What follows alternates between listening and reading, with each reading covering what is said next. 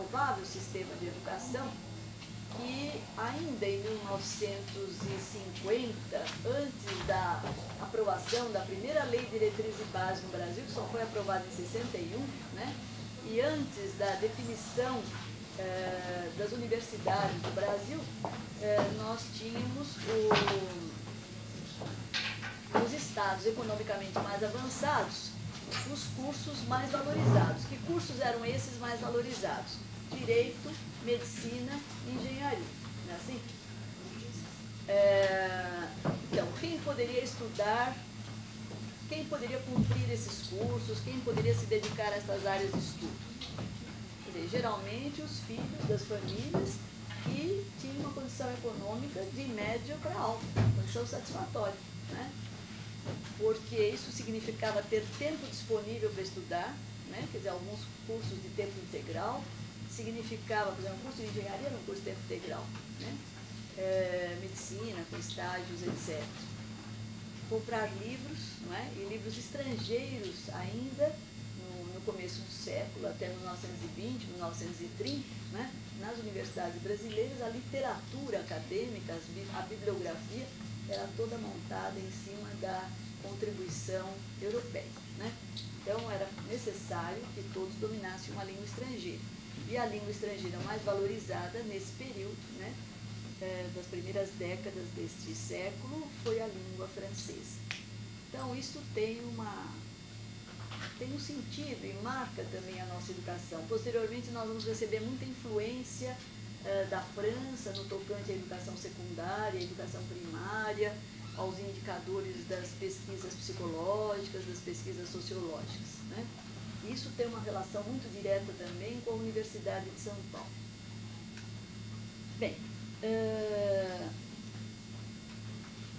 outra coisa que deve ficar clara, além dessa relação elite e trabalho, né, quer dizer, elite e massa trabalhadora, é a posição da igreja, né, das igrejas católica e evangélica, mas principalmente da igreja católica, que sempre foi majoritária, né?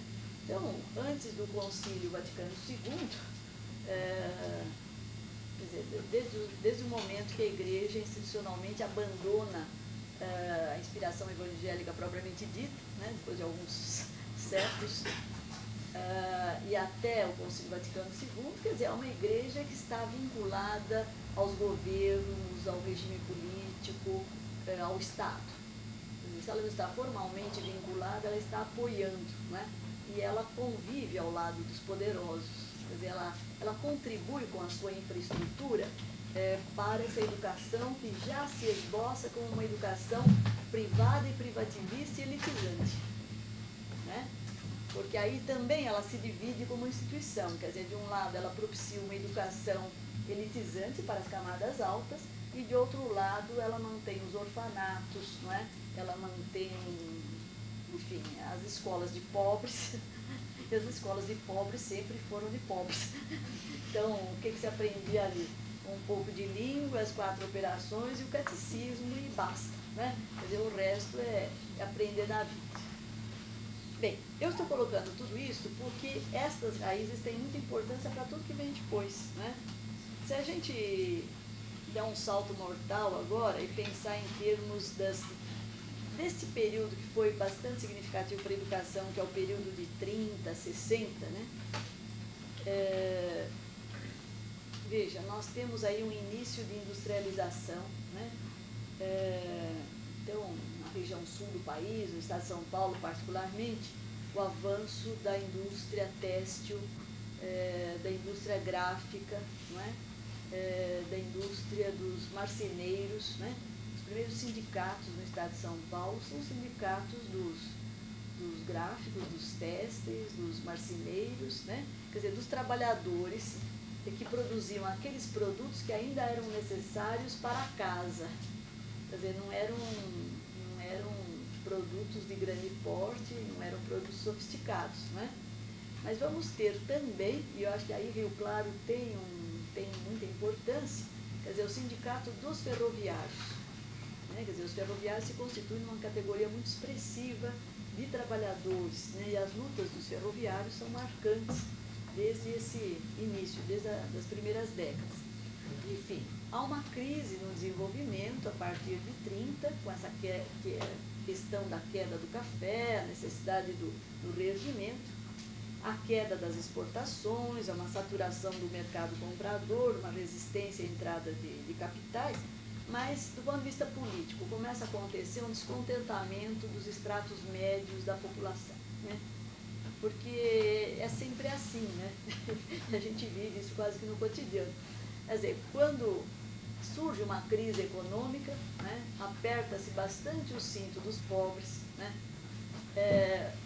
Os ricos continuam ricos, né? Já haviam tirado seu dinheiro da poupança ali do 15 de março, e os remediados, né? Quer dizer, a famosa classe média é aquela que começa a perder, mas não se conforma em passar fome, né? E não se conforma em perder o status, enfim. Ela tem uma característica psicológica e psicossocial que é a garantia das aparências, né? Ela não pode se vestir mal, ela não pode andar sem sapato, ela precisa morar numa casa mais ou menos e tal, mas o dinheiro vai baixando, baixando, né? Então, esse descontentamento da classe média sempre foi assim uma mola responsável até por queda de governo, né? Quer dizer, descontentou a classe média, está azarado politicamente, né? Então, se a gente quiser fazer alguma coisa, precisa saber o que a classe média deseja. Tentar descobrir isso em Rio Claro. Bem, e aí, como é que se comporta a rede escolar? Quer dizer, aquelas escolas que eram as escolas paroquiais, as escolas de ofício, as escolas artesanais, elas vão sendo substituídas por escolas um pouco mais formais, né? Quer dizer, surgem os chamados grupos escolares. E os grupos escolares são escolas já de início da escolarização das crianças, quer dizer, há um despertar de que é importante ensinar a criança a ler e escrever, né? E em alguns pontos do país também um despertar para a importância da alfabetização de adultos, né? A gente costuma tomar conhecimento da alfabetização de adultos muito na década de 60 para cá, né? Mas na década de 30, os primeiros indicadores dos grupos de educação de adultos. Claro, a educação de adultos, a alfabetização de adultos, ela vai caminhando mais aceleradamente à medida que caminha o processo de industrialização, né?